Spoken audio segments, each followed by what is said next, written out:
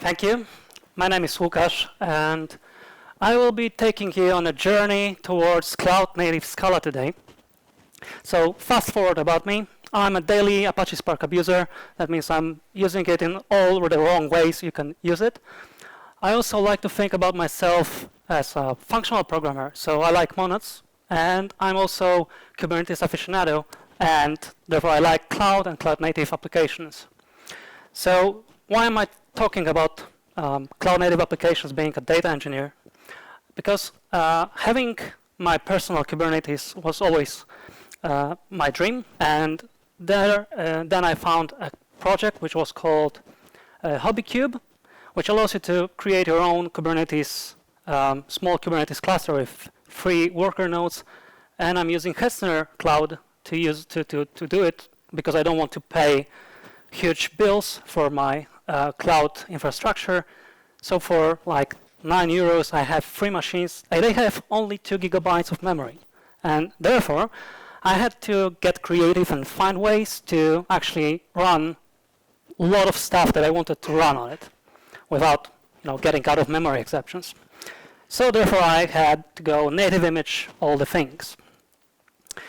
So talking about a journey from present to future of Scala being cloud-native language, we have to first ask some questions about what, how, and why. Not exactly in that order, but you get the idea. So let's start with what. What is cloud-native? What does it actually mean? Here we have an excerpt from Cloud Native Computing Foundation definition of cloud-native. You can see that there's a lot of blah, blah, blah, and the most important things here are containers, service meshes, microservices, immutable infrastructure, declarative APIs, and what we get in the end are loosely coupled systems that are resilient, that are manageable, and observable. So we are talking about small applications running in concert, orchestrated by something. So we have to ask a question here. Is our JVM, the platform on which we run Scala, a platform which is a good fit for cloud-native applications? So the last part of the definition, observability, operational status, it's a pretty great story for JVM. It's actually a solved problem. I think many other languages have a lot to envy on this field to us. But on the other end of the story, we have lots of problems with actual running stuff in Docker containers as self-contained small applications, small processes. And why? Why is that? First thing is, we expect our applications to be very fast and reactive to events that happen in the infrastructure. So if we detect a load spike, we want to scale up. If there's less traffic, we want to scale down. So slow startup and warm-up periods hamper our dynamic scaling efforts. Another thing which is quite painful when you have to think about your bills for the cloud is how many machines, how much resources you have to commit to actually run JVM processes like single blocks, small applications, to actually do it in a meaningful way. So JVM itself is quite resource hungry, and it makes a lot of sense given the environment, the history in which JVM was created. The original story of JVM was to provide a runtime for big application servers, which were then used to deploy smaller applications into. And that made a lot of sense at the time. But since we have moved towards cloud-native workloads, it's not a great fit at the moment. So as the times changed, JVM community, I mean all the languages that use JVM as the runtime platform, we're trying to look for a solution that would help to solve those problems, to keep up with the game. So first question was, maybe we can try and use smaller frameworks. Maybe we shed the whole idea of running an application server like JBoss, and maybe we try and run a small self-contained applications like Vertex, for instance, which is a reactive asynchronous framework for Java. Spark Java, which is a really small wrapper around secure container. There are some new contenders on this area, Micronaut, Helidon from Oracle. Maybe that's enough, but actually it turns out that's not really enough to get to the area that is dominated by languages like Go, for instance, or Rust. So what can we do to do it better? What can we get? And another step is to look towards different JVM runtimes. Different, I mean different from default, which is OpenJDK. So there's another contender that was open sourced some time ago by IBM, OpenJ9, and it's a completely different implementation of JVM. There's also a newish contender from Oracle called GraalVM, which is using GraalJIT compiler in the shell of OpenJDK. And there's also another possibility, which is by far I think the most interesting one, which is to leave the JVM behind and use the tooling provided by GraalVM's native image tool. Okay, so why would we actually do this? Is there any reasonable benefit to gain? So here we have a comparison of 3 different options: Hotspot JVM, the classic, OpenJ9, and native image, running the same simple Scala-based, HTTP4S-based API with different memory workloads. Is this visible? The downline, the X. Okay. So the X-axis is how much memory do we commit to container C group running the application, and the Y-axis is the throughput. So how many requests per second can we actually process? So the story starts with 256 megabytes, and we can see that Hotspot and OpenJ9 are doing pretty great, over 1,000 requests per second. We can also see the native image is quite a bit slower. It's really a lot slower, and I will get back to this. But we can then check what happens when we try to manage the memory impact, the memory footprint of the application. So stuff gets more interesting as we constrain the memory. You can see that at 192 megabytes, Hotspot takes a plunge, but the real plunge for Hotspot starts at 128 megabytes, and when you go below 120 megabytes, it just crashes on startup, so it doesn't really even start. So that's the cutoff point for Hotspot. We can see that OpenJ9, which is built with microservices in mind and optimized for those specific workloads of running with lesser memory available for the heap, tends to fare a bit better. I would say it's actually pretty amazing, because you can see that it basically keeps the same performance when it has 192 megabytes. Then there's a small plunge at 128. It works quite nicely at 96 megabytes, and then the plunge happens really at 64 megabytes when it actually reaches the performance of native image. So at 64 megabytes, native image is basically doing the same thing it was doing all the time, and there was no real impact on the performance of application given the memory constraints. But what happens next when all the managed runtimes are already given up? You can see that native image is still holding up, and it's still working at 32 megabytes and 24 megabytes.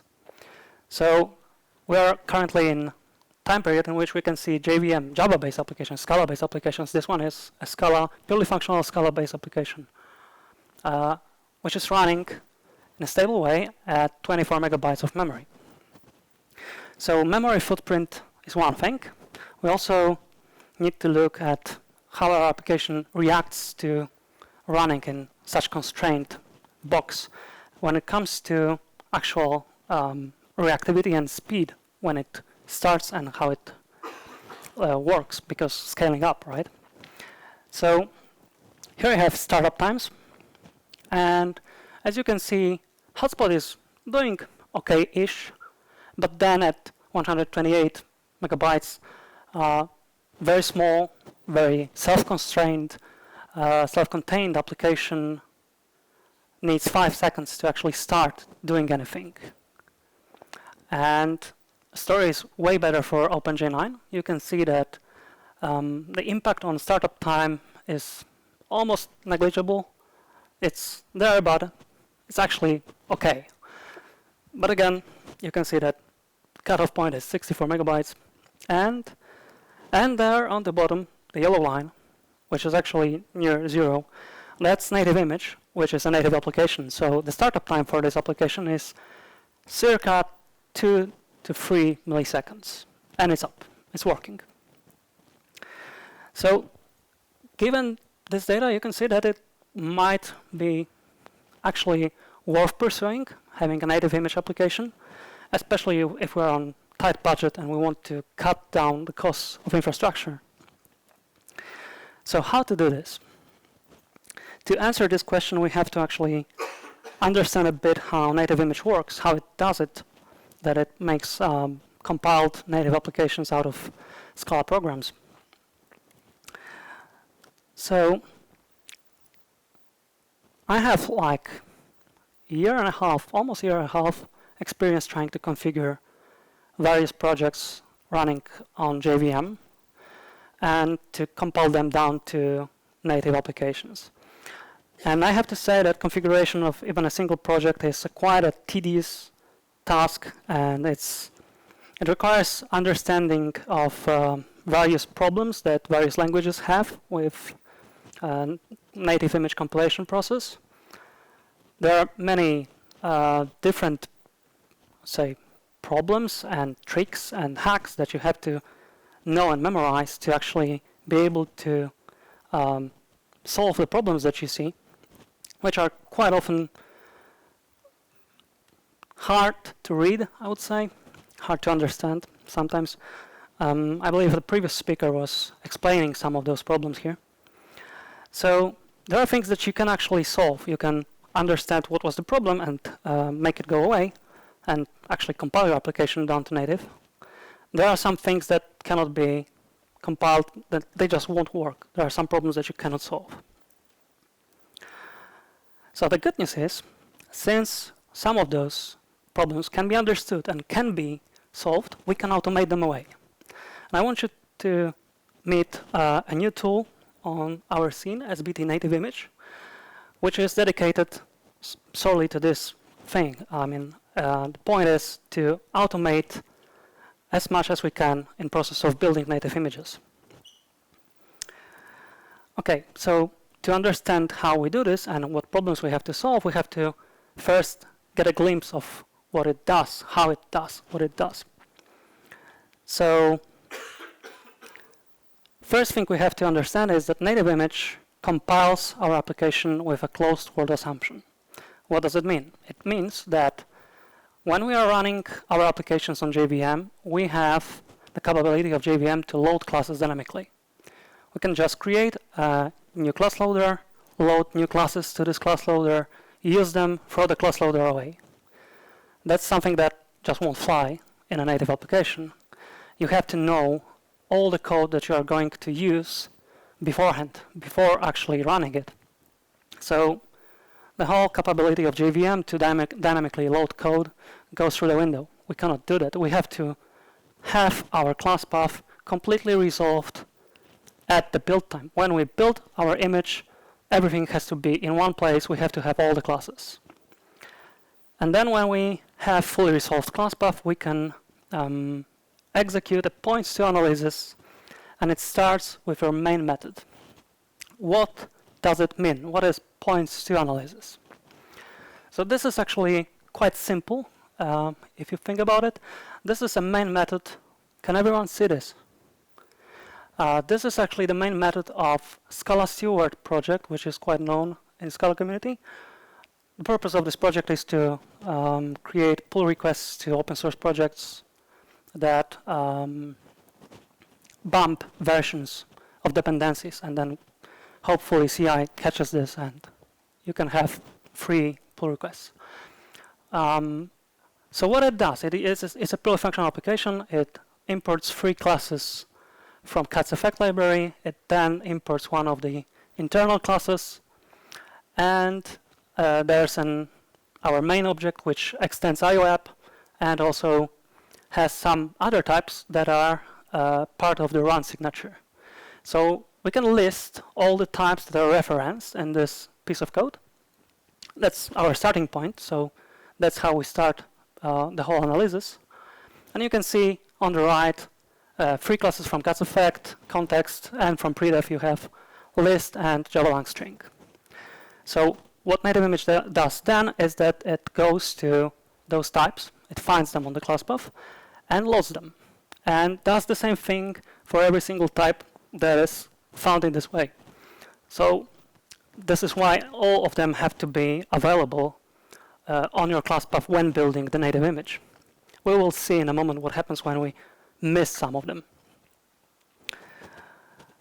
So first problem will be, already mentioned, the capability of JVM to dynamically load classes. And the main contender on this area will be obviously class for name, the most basic API for loading classes.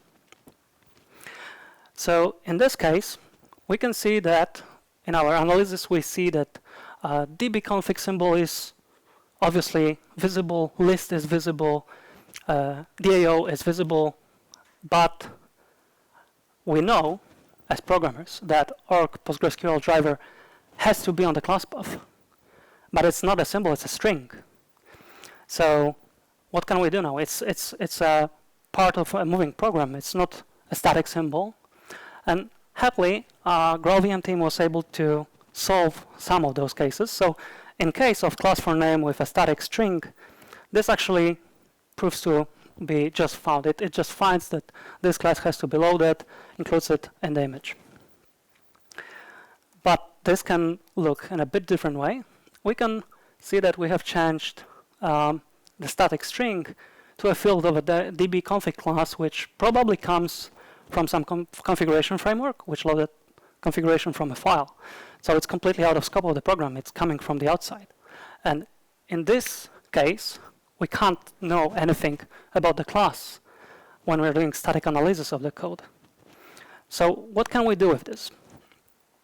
Good thing here is that GraalVM team has provided a tool which is called native image agent, which is able to run as an agent to JVM and find classes that are being used in those places and prepare a configuration file. As you can see on the bottom, that's an example how it looks.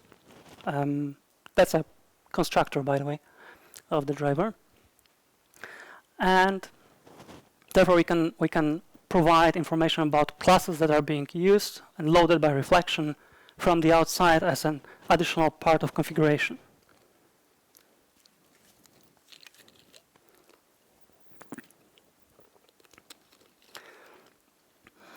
Okay, so what can we do here to make our lives as developers easier? So first thing that is nice to have is to have end-to-end suite of tests that actually runs the whole application. So you can't have just in-memory repository instead of a database. You can't just have tests of your HTTP routes only on the root level. You actually have to run a full end-to-end test with your application running as a whole application. Actually, it's not that hard. I can show you that because we now have quite a versatile set of tooling devoted to actually run applications with true environment in which they will run in production. So what we do in this tool is that we run end-to-end tests in a forked JVM with native image agent attached to the JVM. And then, as we have multiple scopes in most of the build tools, we'll have to filter out test scope classes, because test scope will have its own dependencies, like, for instance, test containers. We have to filter them out, leaving only compile scope classes.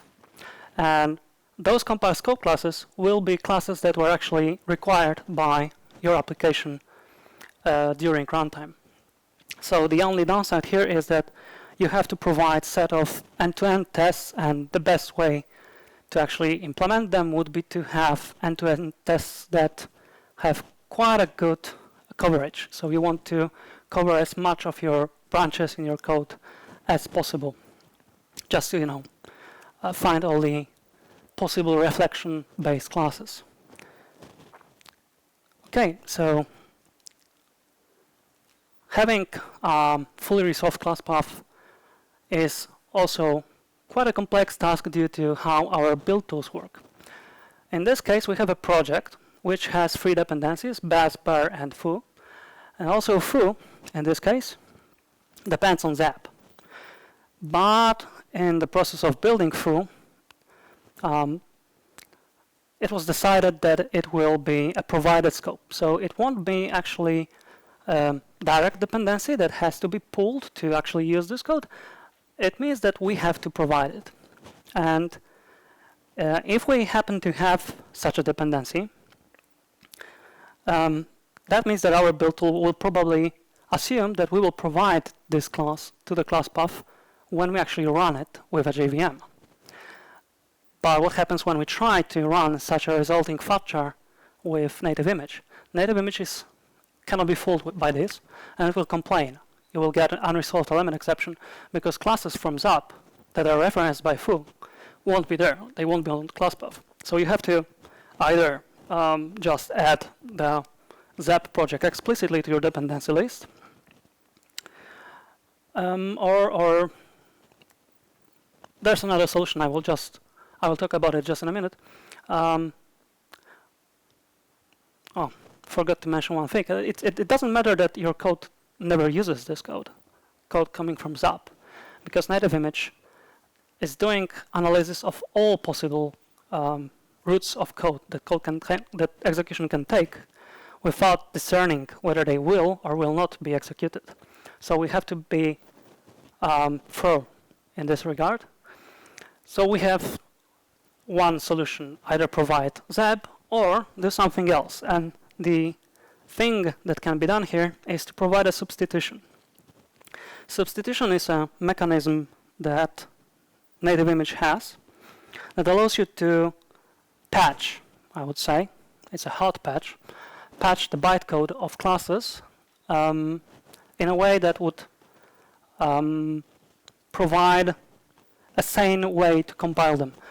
The most common case for this is situation where you have classes being checked for existence by calling class for name in try block, and then if it fails, catch goes to another check for another class. You can, for instance, check for logging framework available on the class path in this way.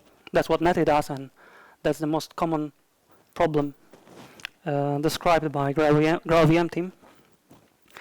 And there's also a second way. I haven't seen anyone talking about it, but it actually seems that you can build stub classes that are missing on your own class path in your own project, and provide them with no-op or throwing methods that do nothing or just crash when you access them, because you know that you won't be accessing them in your application. So it makes your problems with native image go away. It's kind of hacky, but I find it quite working. And there's also another problem. How many people here are using SBT? Okay, great. So you know what is evicted problem. Cool. Let's fast forward it.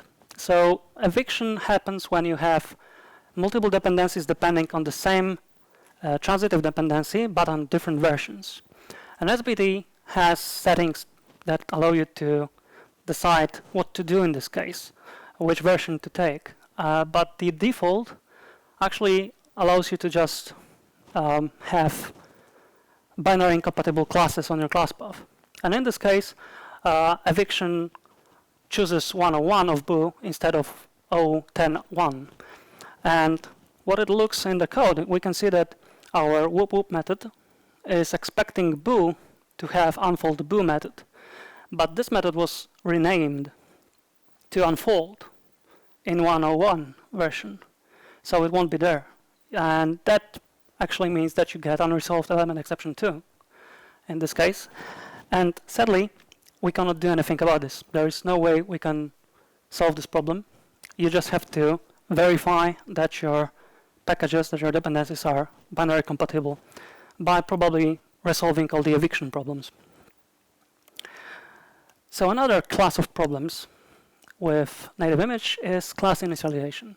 So what native image does is during compilation, it has to initialize all the classes that it touches to be able to capture their static state and to embed the static state in resulting binary application. But there are some cases when you can't do this. One of them would be, for instance, a situation in which a thread is started in static scope. This happens, but if a thread is started during class initialization, which happens in build time for native image, it means that this thread won't be running when we are starting actual binary application. So native image finds those problems and informs us about it, and it offers a solution also. The solution is to delay initialization of some classes that cannot be initialized during build time in runtime. We can just push them to actual runtime of the binary application. Okay, so what can we do here as tooling people? We can actually run native image and allow it to find such problems and find all the classes that cannot be initialized in build time and push the information back to native image as a set of settings, set of flags that it recognizes that will push initialization for those classes to runtime. There are some heuristics that can be created about what has to be done, and that's the most, I would say, intimate part of working with native image, that you get some feel about what should be done in this case. This can be actually encoded and built as a part of tooling that will solve those problems for you. Okay, there are things that, sadly, just as eviction problems, cannot be solved at this moment. And first of those is that Scala reflect package is almost always a troublemaker, and if you have to use it, you probably are not going to get native image. And by the virtue of being members of Scala reflect type tags and class tags, which are quite often used to verify types in Scala, can't be used. You can't use them. If you try, they actually crash with errors that are hard to understand. And there's also another problem reflected by how native image handles problems of reflection. There's a new API called method handles. I mean, I'm not sure whether it's very new, but haven't seen it before, so I would assume. Anyway, method handles are used by Scala 2.13, for instance, to introduce memory release fences in collections, which make collections behaving better and safe and concurrency safe. Sadly, method handles are unsupported by native image currently, so probably there will be some support for them, but currently they just crash. So for instance, using Scala 2.13 is probably a showstopper if you try to compile your application down to native image until we get either working method handles or proper substitutions for all the classes in Scala standard library that would solve this problem. Okay, so good news is that there's a lot of tooling, lots of libraries that actually work right now with native image. Akka ecosystem, I think, is almost ready for the prime time, thanks to efforts of Akka team and a person called Vlastimil. I forgot, sorry, Menchik. Sorry. Anyway, he's a developer from Prague who created a repository that allows you to configure Akka to work with native image. And also a lot of functional ecosystem works quite well with native image, as you would expect. So cats effect, Zio, FS2, HTTP4S, they're all working fine. Mostly because they are not using any reflection at all. They are just static functional programs. One library that I would like to include here is Dilby, which is a purely functional wrapper for JDBC. But sadly, since 2006, it uses type tags to print better diagnostic messages, and therefore it stopped to compile. There's some work on my side and also on other people's side to actually solve this problem by using macros instead of type tags. But it doesn't work right now in all versions. Versions in 05 branch work correctly. Okay, that's the last thing, and now we go to code, and that will hopefully work.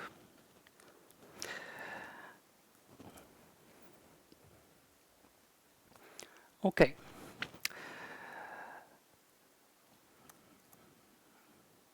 So what I want to show you is a very simple Scala application. Does anyone know if I can have project pane here? Yeah. Project. One. I can. Yeah, nice. Okay. So you can see it's a very simple project.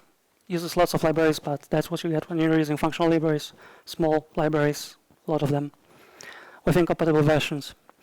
And that's an HTTP4S API using Zio as the affect monad, and PostgreSQL as the database driver, and there's also some other stuff that is being used.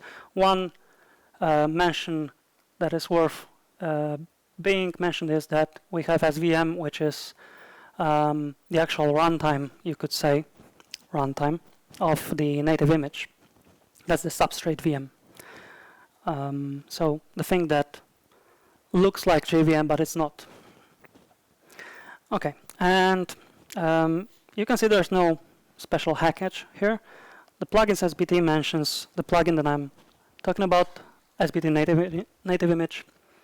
Don't look at the version, it's just hacked to work, so whatever. We have a main class, and it starts the server. We have a whiskey controller, and it controls the CRUD roots of our application. We have a repository class, which has some embedded SQL that allows our CRUD to work. And that's basically all that we have. It's a small, very self-contained application. So what we are going to do now is to increase size of this so you can see anything.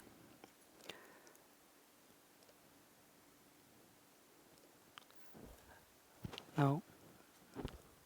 Maybe this. Can you see anything? Okay, I think you can. Okay, so first thing that we have to do, we have to create native image configuration.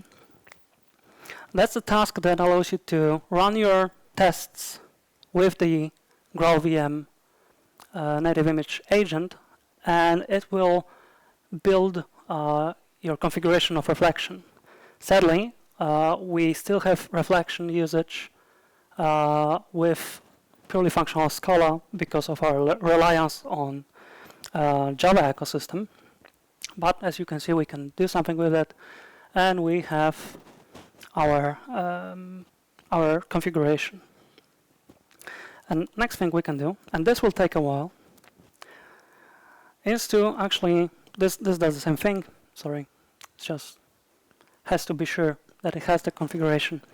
So it reruns the task of agent with tests, and now it starts to iteratively build native image, trying to figure out and infer proper configuration that will be resolved by heuristics and reading the logs that JVM a native image provides.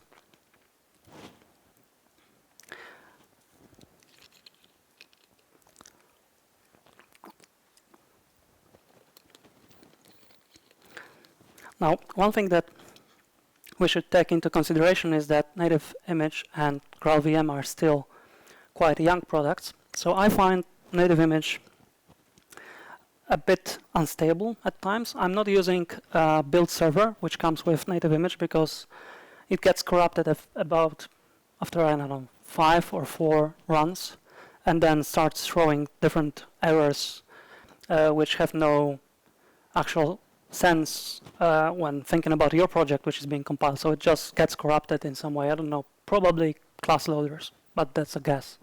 So we are not using server. It takes a bit more time. And yeah, so the first run was correct, and it was not broken. And that means that we can parse the output, and we can see that we have found zero terminal errors, so 0 issues that completely stop the process and we can't go further. There are 0 errors that I have not seen before and didn't write any hacks to work around, and one solvable problem that I know how to solve, and that was actually used here. You can see that one class was marked as to be initialized at runtime. And we are now trying to build native image again.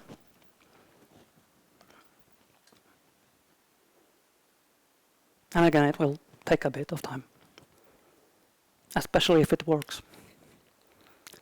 Okay, so you can see here this curious thing. The build was broken, and we have restarted again this iteration. So the first iteration was 0, this is the first iteration, and it does the same thing it was doing. It tries again with the same configuration.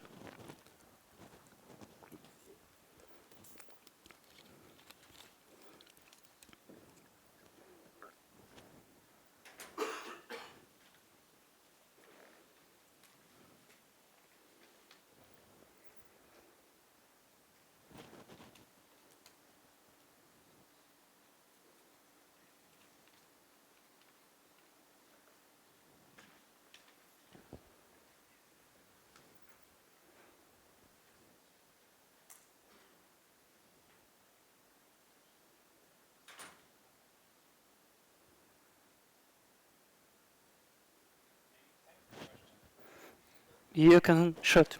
Yes. What's the algorithm of compilation time for bytecode and native image? How much native image is longer? I guess it's longer. I think it's given that ScalaSphere needs probably like 4 seconds to compile this project, maybe less, and that compilation, when it works, and I think it will. Did it skip? Are we in another one? Is the same? Okay, great. So it means if it takes more time, it means that it's going through analysis and it's going through inline phases, and it will probably end successfully. Yeah, execute 0. So yeah, there are some missing information here, but we can see that the command that was executed and works is this one. Missing feature is that I will probably add the generation of a file for your application that will be included in your resources that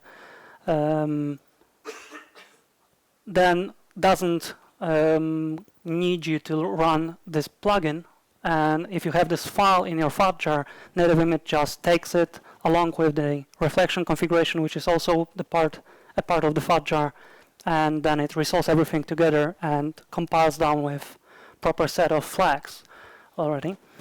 Okay, but just to show you that it's actually doing things. That's an HTTP4S application, and it started in 2 milliseconds. And let's try and see whether it works. Apparently it does.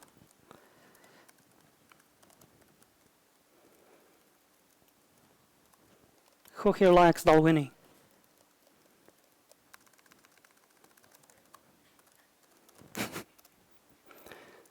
Okay. Yeah, 2 whiskeys. Cool.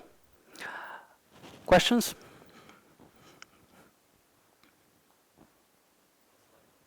Yeah, so I think we've got some questions on Slido. If that's all, could you please? I don't have Slido. Okay. Do you have Slido? Yeah, so I'll just read them. Okay. So the first one is, did you try profile-guided optimizations on native image? Yes, I did. Apparently, yeah, that's a topic that I missed. So they tend to make it almost 50% faster. The end target by GraalVM team mentioned was that they want to have PGO giving you native apps that are on par with, in terms of performance with hot JVM running GraalVM. Whether they will deliver, I don't know. I think there's a lot of optimizations that actually take place, and inlining is a lot better. You can see that the resulting image is much faster. It works. So if you get through this and you get actual native image, it will probably work with PGO. And the only problem is that PGO is behind paywall. You have to pay to use it on production. So if you have the money and you want to chip out on the memory and you want to cut down your cloud bills, it's probably a good idea to pay for PGO and enterprise version of GraalVM. Okay, thank you. So the second question is, have you measured latency and CPU utilization? Latencies. They are a bit higher, as you can expect, because we have seen that we have like 1/4 of the requests served by hot JVM. I haven't really counted the percent, so I won't lie to you about how slower it is. It is slower without PGO. Okay. So the next one is, how did you tweak native image memory? Is the person here who asked this question? What do you mean? Not really. So I'm only using one flag currently, which is XMN flag, which sets the lower threshold of garbage collection. And I'm only using it because if you don't use it and you try to go to a very small amount of memory in your Docker container containment, you will get killed by out-of-memory killer, because native image will allocate memory before starting garbage collections. So setting XMN allows you to trigger garbage collection quite early, and then it handles quite well that you have very small amount of memory available. Okay, so I think we have time only for one question. So maybe we can answer the question that was asked before. It was, how much is the compilation of native image longer than bytecode application? It's significantly slower, but we have to take dependencies into account, because when we do compilation of an application written in Scala that has dependencies that are binary jars, you only compile your code. There's no compilation of existing artifacts. But what actually native image does is that it has to parse the bytecode of all classes that are on the class path. It's definitely slower. This small application compiles, I believe, in 75 seconds on the good run.